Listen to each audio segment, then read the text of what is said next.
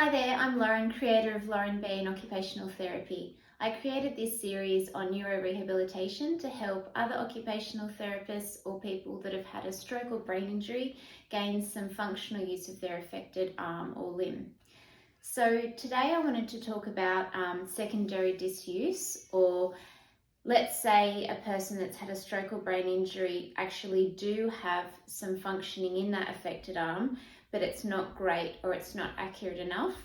And so instead of trying to use it, they actually use the other hand because it's easier and quicker. In my last video, I talked about neuroplasticity and how to get movement pathways or neural pathways from the brain, you need to practice over and over and over again. So if it all gets a bit too hard and you just stop using that affected arm and you use the better one, the one that is functional, you're not going to create new neural pathways and your chance of recovery is going to be less and less.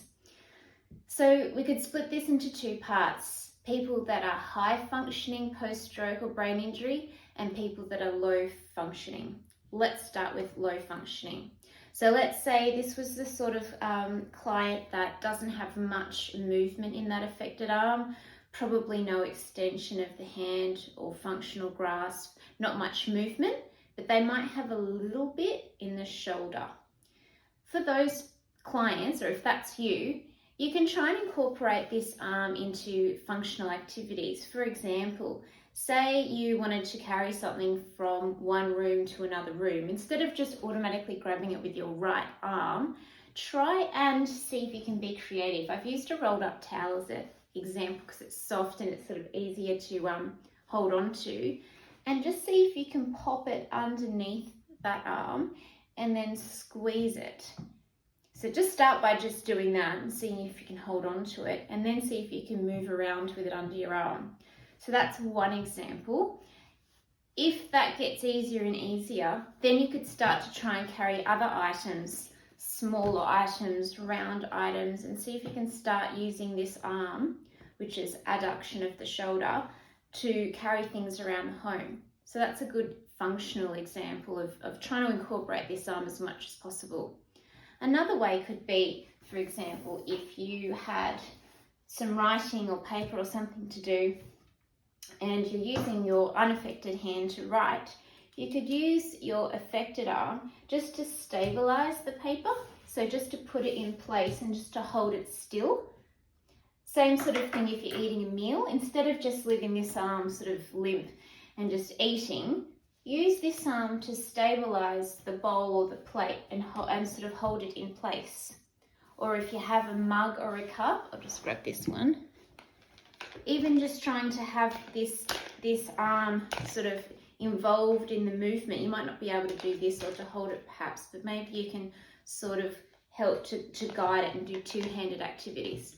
So they're just some examples. Obviously this will vary depending on the person. Then there's the people that are a bit more high functioning. So they do have a lot more movement with their affected arm, but maybe it's slow. So it takes a lot of time to do things. The movements might be more intricate or require greater accuracy or strength, such as gardening or something like that, or texting is a good example. And so they, again, just don't use this arm and constantly use the unaffected hand to do lots of things. So again, for neuroplasticity to work, to get more function, you need to start using this arm, this hand. So here's a phone. So let's say you can't quite text with this hand. You could at least start by maybe holding your phone or tablet with that hand while using the other one.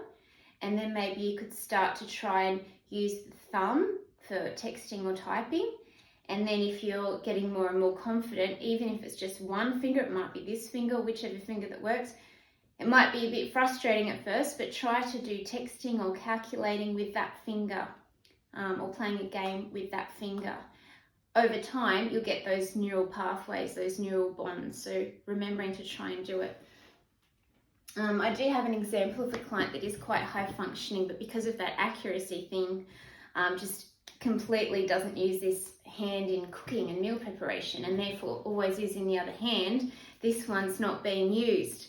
So again, I'm trying to encourage this client try not to use this hand so much and, fill the kettle with this hand.